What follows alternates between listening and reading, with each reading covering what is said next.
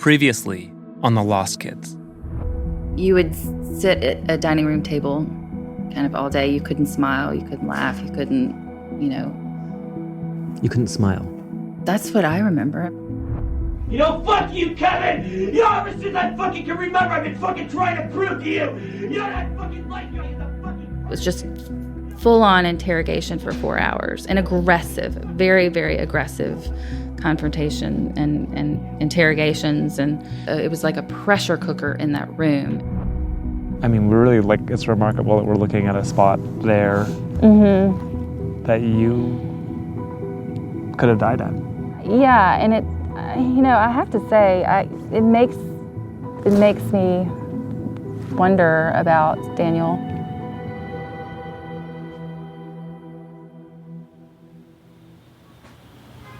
Hang on. I think I found it. I moved it from where I usually kept it. Randolph Reynolds is standing on a chair inside a closet, rummaging around. Oh, I can show you the journal. I can show you the turn it off, I'll go get it. Come right back. Randolph's a former staff member at CEDU Running Springs. He emerges from the closet with a worn blue journal from his time at CEDU. Forgiveness is my single function. Love is letting go of fear. Peace of mind is my single goal. All that I give to myself. Fear is no excuse. True and complete acceptance within agreement. Reading this makes him cry. We did this imaging thing. We're on a boat. And they do music and lights and stuff. We're on a boat, and the boat sinks, and we're going to die. We're going to die, and then we're dead. We tracked down Randolph because I wanted to find out about the CEDU curriculum. It was actually really hard to find a staff member that would speak with us. But Randolph was very willing. I had to write a letter, tell my mom and dad everything that I wanted them to know that I'd never told them. I mean, this just goes on and on. This went on for 2 days. Look at this entire book. Recently, Randolph had been getting into these heated arguments on Facebook with former residents about the merits of the program. And he would bring up these kinds of transformational experiences to defend the place. It's just emotional. You have to completely open yourself up. And most people never do that, much less do it all the time. Right. So we reached out to Randolph because we wanted to understand what former residents like Daniel Ewan and Melissa went through at CEDU, why they ran away. I wanted to find someone who could fully explain how CEDU helped the so-called troubled teens in their care. What I didn't expect was that staff like Randolph weren't just leading CEDU's emotional growth programs. They were active participants. How much do you think about CEDU today? Every day. Every day. It changed my life for the better, and we saved lives. That's what we did. We saved lives. I'm Josh Bloch, and this is The Lost Kids, a podcast from UCP Audio.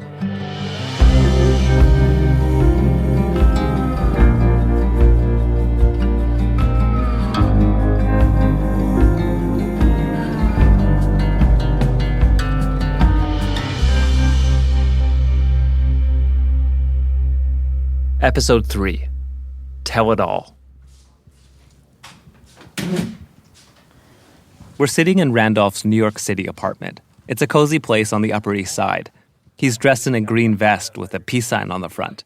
He's got tattoos that wrap around both forearms, and John Lennon glasses. He actually looks a fair bit like an older John Lennon. Before landing a job at CEDU, Randolph was a public school teacher in a small town close to Running Springs. And so tell me more about that idea of how does CEDU view personal growth? What is the path to self-improvement or personal growth? You are going to confront yourself. You're going to have other people confront you, and you take a deep look at who you are and how you got there. To get there, Randolph tells me CEDU leaders used a number of different techniques. The main one was called a rap session. I talked about raps in the last episode. They were all about accusations and confessions. The staff single out a kid, and the group confronts them. It could be about anything. I mean, sometimes things like panty raids in the girls' dorms or sexual picadillos, of which there weren't for a minute because of the way we ran the place. Or sometimes they would just accuse somebody of something just for the hell of it, just to get responses. I mean, it was like really intense. And to everyone who was crying and there was tissue paper all around this circle on the floor, you hadn't been a success. Randolph says he didn't aim to make kids cry, but he admits it was an important part of the process. The other part of that, and this would be very hard to describe, and I won't tell you parts of it because I still think it's privileged information, are the profits. Profits, like profit with an extra E. Randolph doesn't want to tell me too much because CEDU was very secretive about what would happen in these sessions. I'm told even some parents didn't know about them. Profits are these marathon intensive workshops. There are 7 that last 24 hours straight, and then 2 longer versions called workshops that would last for days. Completing them was seen as a major milestone in your development at CEDU. Again, for both the kids and staff.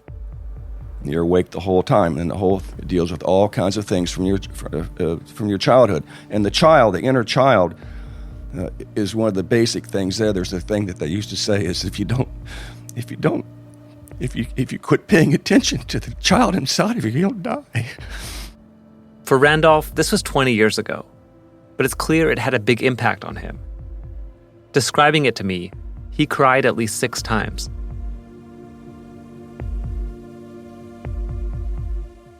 Profits are ritualistic. Participants are kept awake for long stretches of time. Music plays loudly and on a loop as they run through a series of exercises that seem like they're borrowed from self-help workshops or psych experiments. A CEDU brochure from 1972 says, these elements serve to break down defenses and result in meaningful behavioral change. There are former residents who agree with Randolph that the experience saved their lives. But some former residents say, the sleep deprivation, music, and stress positions are more like CIA-enhanced interrogations. Some of the exercises I hear about are strange and hard to explain. In one, you lay down on your back and you bite down on a rope and you try and pull your head off the ground by pulling on the rope. In another, participants are made to slap someone in the face as hard as they can. They're told holding back means you're cheating someone out of the full experience. There's also an exercise called a dyad where people hold onto each other's arms and scream themselves into a frenzy. There's a former resident of CEDU named Liam Sheff who created a website called Surviving CEDU, and he describes profits as, quote, overnight, all-night intensive, interpersonal, no boundary, no warning, no escape adventures in 60s and 70s homegrown self-help psychodrama. The last profit lasts 4 days. You are isolated for 4 days. You are so broken down. It's like brainwashing, except it's only coming out of you. I'm amazed that Randolph uses that term, brainwashing. It's a term that many critics have used to describe their time at CEDU. It's not what I expected to hear from someone who was defending it. Do you think it was a form of brainwashing? In a sense, yes.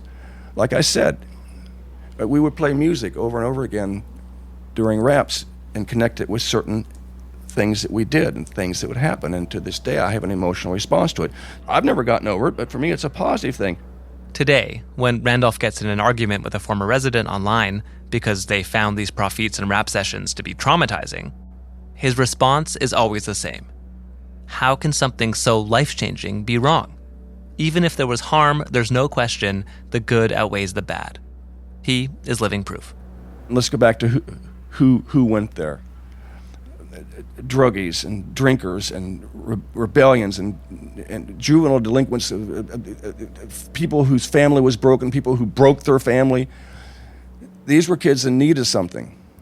And nobody wants to be forced to change, much less a rebellious teenager.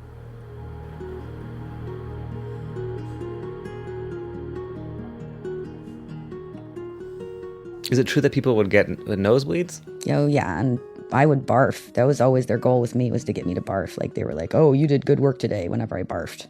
I'm sitting with Aaliyah Weiner at her home in Woodland Hills in Los Angeles. She's wearing purple sweatpants and smokes a series of large joints as she describes her time at CEDU Running Springs. The weed helps with the PTSD, she says. I was there and I knew that what they were doing was poisoning us. Aaliyah attended CEDU in the early 90s. They programmed me to react to every small stressor with, oh my God, I don't deserve to exist.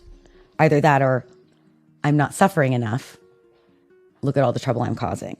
So I could stop existing or I could cause myself to suffer. Those are the two go-to responses to anything that goes wrong in my life at any time. Aaliyah says her parents were pretty absent when she was growing up. She was a quiet kid. Then she hit puberty and she became interested in boys and sex. She also became angry at her parents' absence and started acting out. She says she even pulled a knife once on her mom.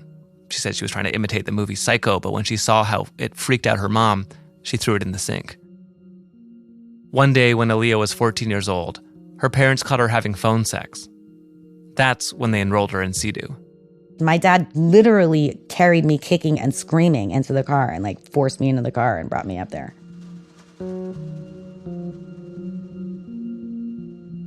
Everything was perfectly manicured and pristine. Everyone was dressed perfectly, prep, like you would expect in a movie or a TV show, no deviation from the norm and no hair as out of place and no one looking spontaneous in any way. There was a very oppressive vibe. Aaliyah's first rap session is still burned in her memory. The facilitator was a man named Rudy Benz. Rudy stood out to Aaliyah. He was tall and imposing, and known to be aggressive in these sessions. How does it start? Rudy makes jokes about how people are going to get honest today and about how we're going to get some real work done in here today. People start talking, and Rudy starts talking to other students about their lives, and I'm listening to these people talk about their lives, and they seem really rough. And then they're saying things about how their parents didn't love them, and they took drugs, and they hurt people that they loved. And then they're screaming about how they betrayed people that they loved, and then they're screaming about how they hate themselves. And I was thinking to myself, do I feel that bad about anything? I was like, wow, I don't feel that bad about anything I've ever done before. And then after a long time of listening, Rudy says to me, so you've been pretty quiet in here today. You think you're better than everybody? And then she says, Rudy tells the group of kids about the phone sex. It was shocking. It was mostly overwhelming. And then he called me a whore, basically. It's what kind of person would do that? Basically a whore, right? He waited for me. He waited for me to say it. He was like, what kind of person would do something like that? I was like, I don't know. And he says, a nice girl, a good girl, and I was like, I don't know. And I was like, I guess. And then I started crying because I could feel the whole room yeah. And I didn't expect that. I expected the room to be like, hey, what are you calling this girl a whore for? But when I felt the room go, yeah, you're a whore, And I was like, that's when I was like, oh shit, I'm in trouble. Aaliyah says when someone started to break down in a rap session, residents were instructed to push further. That's when you lean in. And that was defined as help. That was defined as support. And you were attacked by the staff as in the framed as you're not being there for your friend. You're going to let your friend die. You're just going to sit there and let your friend die by keeping your fucking mouth shut. Where's your voice? Don't you care about them? And so all of this abuse was framed as love towards your friend, and that you were endangering your friend by depriving them of this abuse. Hearing how much CEDU focused on shame and on this idea of this kind of brokenness, returning to an inner child, returning to some kind of purity, because we're all filled with this shameful desires and acts and whatever. Cover it. Yes. Shameful. And so what are the tools that they're giving you ostensibly Oh, you're to- screaming it off. Is You're that- literally power screaming it off of you. So like the truth will set you free.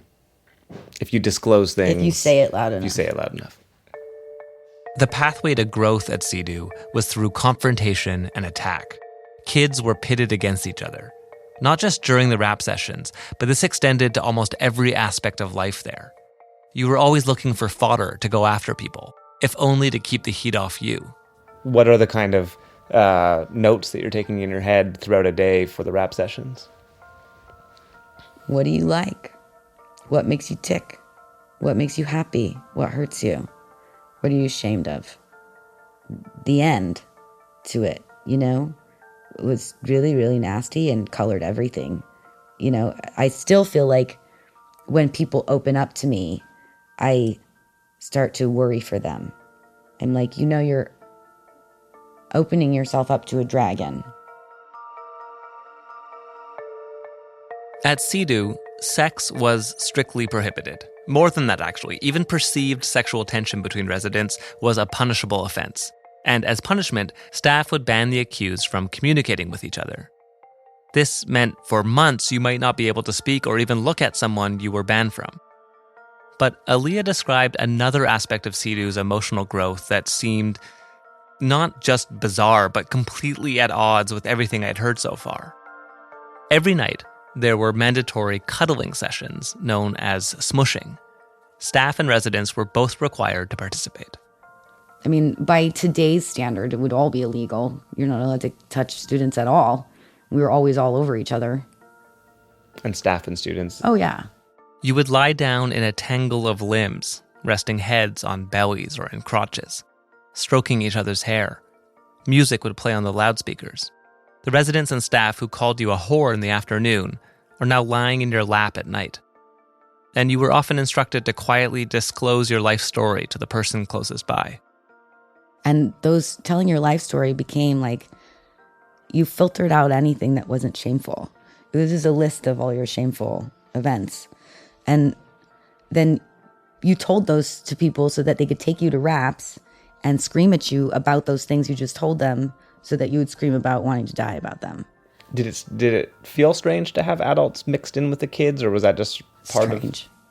Dude, we were in like a psychological sandstorm. You know, like everything was strange.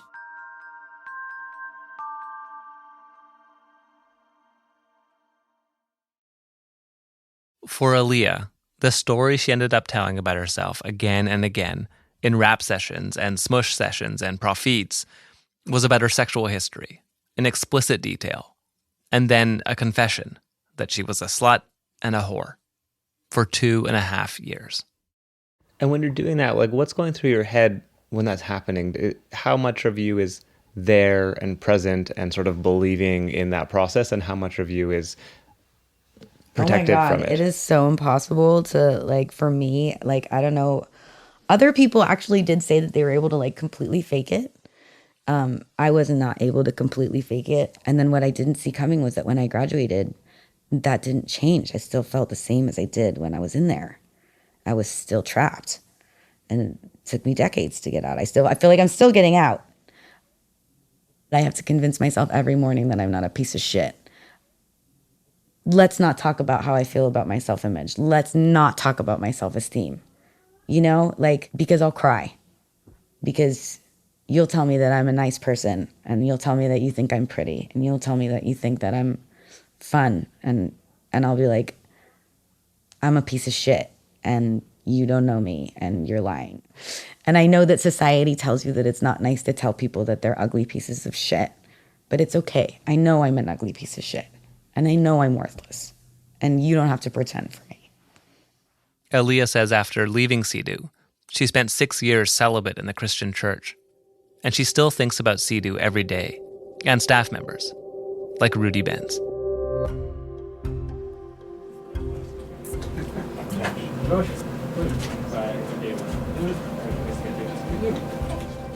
Oh, quite the cave.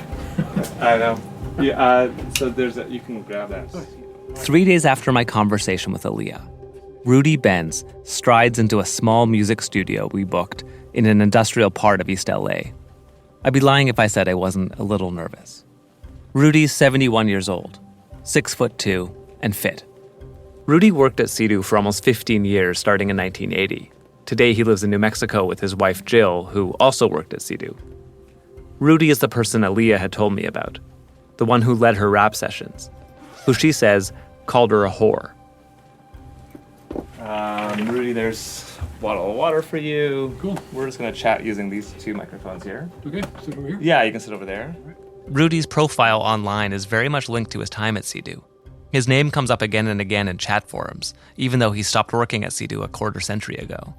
One post reads, "Rudy was by far the biggest bully there. Rudy used to get off on cornering 14 and 15-year-old kids while screaming at the top of his lungs and simultaneously spitting in their faces." Another claims that Rudy would demand that girls in the program disclose details of their sexual history in rap sessions, and he would offload his own secrets to the group. One person asks, was it okay for Rudy to explicitly describe the things he described to young kids? Do you need more light? Yeah, a little bit more, sure. There's no... Get right back behind Beth. Sure. Rudy hands me his business card with his headshot. He's recently returned to acting after decades of working in the so-called troubled teen industry. I imagine he'd be typecast as a military commander or a seasoned Wall Street investment banker. Yeah, just curious in terms of the motivation behind the project, outcomes you're looking for, who's going to be hearing this, that kind of thing. Right. Rudy is well aware of the controversy surrounding the program, its philosophy, and even the disappearance of Daniel Ewan. Before we begin, he turns to me with a warning. Looking at some of the other pieces that's been done, it looks like almost like a mystery thing that, following people's being missing or presumed murdered or something. Right. If we're going in that direction, I'll leave. It's the only moment in our interview where I see a flash of aggression, and it's gone as quickly as it arrives. Well, we weren't around during Daniel Ewan's time anyways, but all that being said, and I'm sure this is not the first time you'll be asked, I want to ask you, for your response to the other side of the story. That I will be glad to share. I've heard that and I think you've mentioned that the philosophy is kind of based on this tough love model. And I've heard that described sometimes as a process of breaking someone down and building them back up again. Do you think that's accurate? That's the way it's been phrased. I don't think I would subscribe to that definition, which makes it sound like, you beat the crap out of the kid and then you build him back up. I always felt what we did was we didn't give the child room to get around the truth. It works. Why? I'm not sure. Was it abusive? To me, no, even though some people and some kids I know who would confront me online, Facebook, stuff like that, thought it was very abusive. I don't think I ever abused anybody. I would push and push and push, and I would demand honesty. And I would demand what I would call ownership. They're your feelings. They're your behaviors. You own them. Don't put that crap on me or your buddy over here. Did anyone have any credentials in terms of working, like a therapeutic background or working with kids? None whatsoever that I was aware of. But there was no formal academic, therapeutic, clinical training of any of us at any time that I was aware of. I mean, I'm interested to hear you say that. Did you ever feel like you were crossing into dangerous territory when you were sort of prodding or poking at, in a confrontational way, people who had complicated histories? That's a very wonderful question. And again, I have no specific answer. Yes and no. It would be on both sides of it. I don't recall in my own personal experience getting to that danger point of saying, oops, I just went too far. Because to me, you never went too far. You were just trying to get to that source of the pain or the fear, whatever it might be, guilt. In retrospect, looking back, yeah, I think there were a number of kids and faculty, myself included, that left with some stuff still unresolved. There was one specific person that I spoke with who was there at the time that you were there, And she does have a strong memory of you as a facilitator there. In fact, her first rap session when she came when she was 14 years old, and her parents had recorded her phone conversations prior to her coming to CEDU. What she says is that she had to admit that she was a whore and a slut. Specifically, the term whore is the one that was then a label that she was given. Does that account sound accurate to you? I don't remember the rap by any means specifically, but to get a girl, in this case this girl, to say, yeah, I'm a whore, if that's the way she felt about herself, if that's the kind of crap she ran in her thinking, my God, look at what I've done on the phone sex and this and that. Yeah, okay, if that's what you tell yourself, then be honest about it. Are you? No, I'm a young girl. I did some stupid crap. But if that's her thinking, articulate it. If that's your feeling, feel it. So we can then work with that and bring back to you the essence of who you are. I'm still an innocent child. I'm still a good person. I have, a future waiting for me. Yeah, I feel bad about screwing up like that, but shit, sorry. Let's move on. So yeah, maybe that's where we went with that particular rap. I can't imagine that any legitimate therapist would agree with Rudy and see value in having a kid like Aaliyah yell about being a whore and a slut. But at CEDU, not only was that standard practice, the adults in charge, like Rudy, would also be confessing to kids like Aaliyah intimate details from their own lives, the things that they were most ashamed of. Did you disclose in that way? I wouldn't get into the level of stuff, but I would admit to getting drunk. I admit to smoking dope and things like that. I was involved in a traffic accident years ago when I ran a man down in the middle of a highway in the middle of nowhere. That was probably one of the most painful things I had to disclose, saying, and it was always, tell it the hard way, the hard truth. So it wasn't I was involved in an accident. I accidentally ran down a man. When you work on this level, it's down, down, down until I got to the point of saying, I killed a man. I did. But it wasn't like I shot him or some kind of criminal. It was in a remote, rural, 4-lane highway. The guy was in the middle of the road. I found it later, drunk, and I hit him. I had heard about this before. Former residents said that Rudy told this story of accidentally killing a man with a car. I just had a hard time believing that he would talk about this with teens. But here he is, admitting it to me. Would you disclose stuff about your sexual life? Your sexual history? I don't remember doing anything. Former residents do remember Rudy talking about at least one explicit sexual story. Either way, this CEDU practice of adults confessing their indiscretions, I wonder all these years later if he still sees this as appropriate. If I'm going to ask you, who are you really? You can have the right to ask me, who am I really? And I don't have the room to say, well, I don't feel like answering that today. Well, now, some people would challenge that, especially in people that work with kids or the therapist would say, actually, as adults, it may not be appropriate to share with 13, 14, 15-year-olds certain things and to talk about masturbation, sexual acts, criminal acts, killing people. Mm-hmm. Some people have talked, former residents have told us that as a 14-year-old, I shouldn't have had to listen to that from adults. I would tend to agree. The only difference I would offer as a thought would be CEDU was not a therapeutic community. It was it sounds cynical, a school where kids came to learn how to grow up. I want to unpack that a little bit because I'm not clear on that distinction between it being a clinical and therapeutic environment versus some other thing. Well, again, I might be repeating myself. CEDU was its own unique creation. Back then, that is what we did. That was the program. That's how it was designed, written, and administered. From this perspective, and after what I've learned and put together myself, yeah, I think I would go back now and say, oh no, man, that's you don't do that. That's just not what should be done between adults and children. In 2004, a child psychologist named Nikki Bush was hired by CEDU to assess the program, and she was appalled. In a scathing report, she said the program likely inflicted psychological harm, likely made kids worse for their time there, and she was sickened by what she witnessed. I did request an interview with Nikki Bush, but she was not available. But here's a small portion of what she wrote. This is not her voice.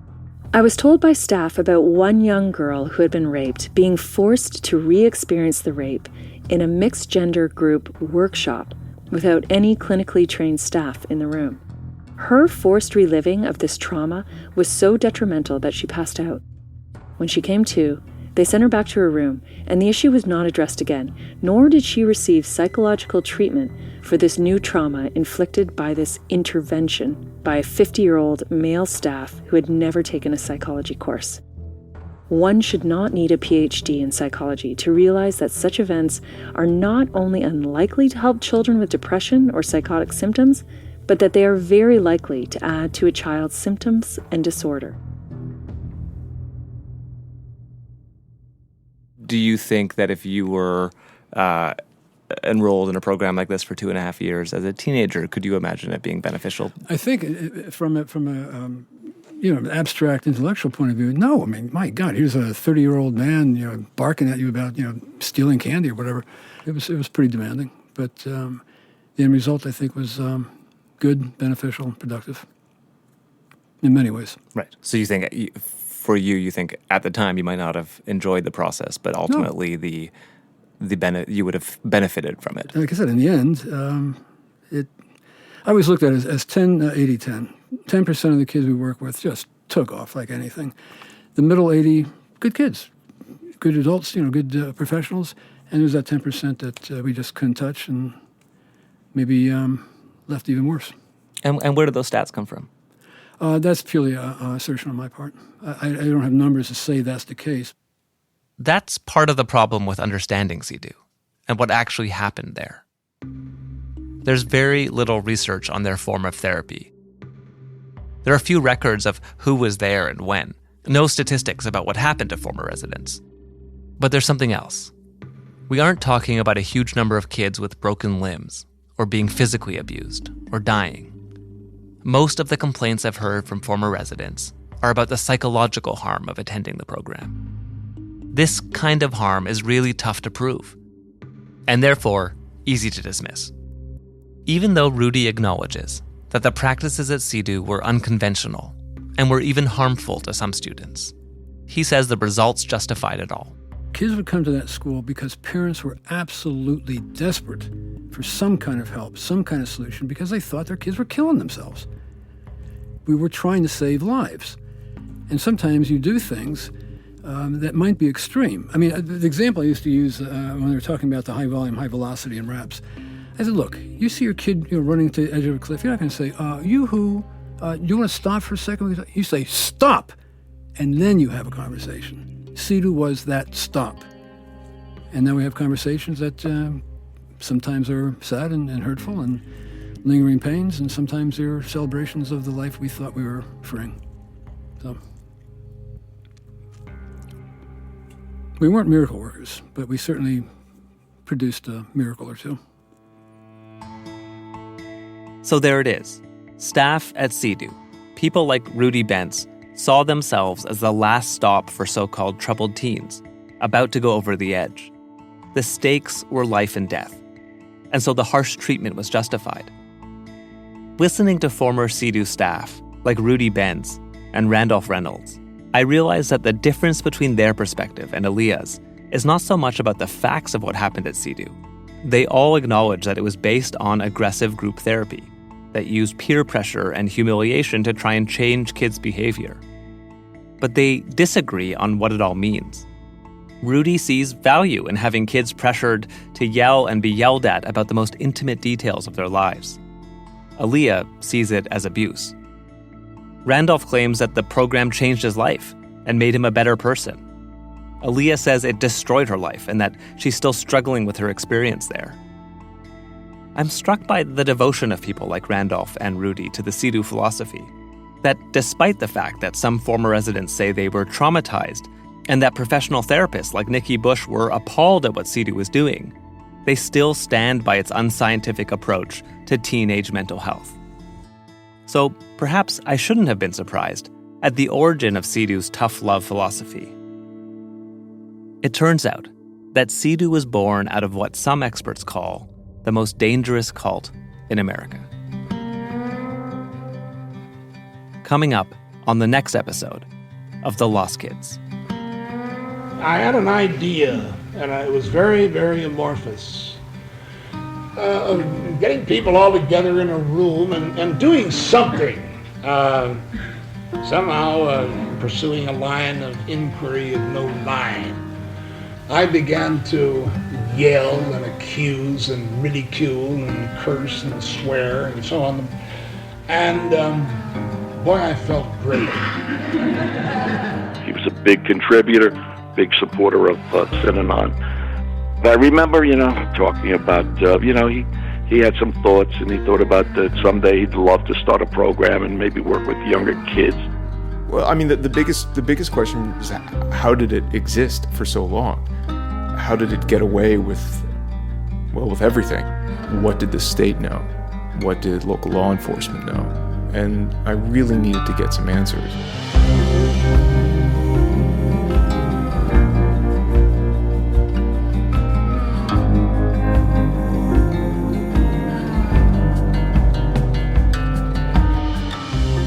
This podcast was produced by David McDougall, Kathleen Goldhar, and me. Our associate producer is Max Miller. Sound design and mixing by Mitchell Stuart. Additional producing by Medium Anonymous and Todd Nilssen. Executive producing by Amanda McPhillips, Nathan Ament, Kathleen Goldhar, and myself. This is a UCP audio podcast. For more information, go to our website, ucpaudio.com.